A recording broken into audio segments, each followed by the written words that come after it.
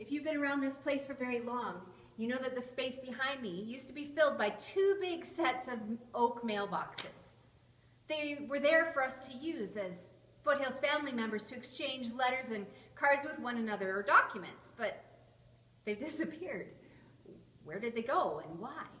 Well, there's actually 3 really good reasons we've decided to make a change.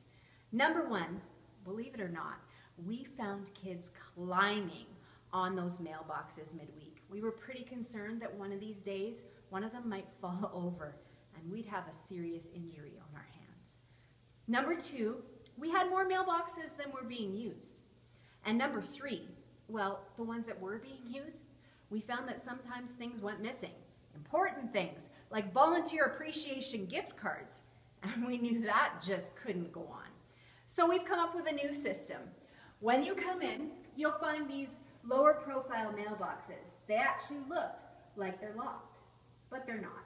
We just figured out of sight, out of mind, especially for sticky fingers.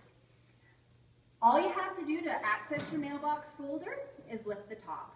If your last name starts with the letters A through K, you'll find your folder in here. If your last name starts with a letter between L and Z, you can check in that one. Now, if you had left something in your old mailbox and you're wondering what on earth happened to it, don't worry, we didn't throw it away.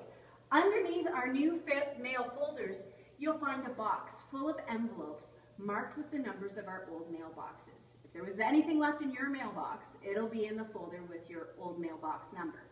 Now, in order to have a folder made for these new mailboxes, you need to ask for one. Again, we had lots of mailboxes that weren't being used, so we want to know if you're using yours. And if you are, we're happy to make a folder for you.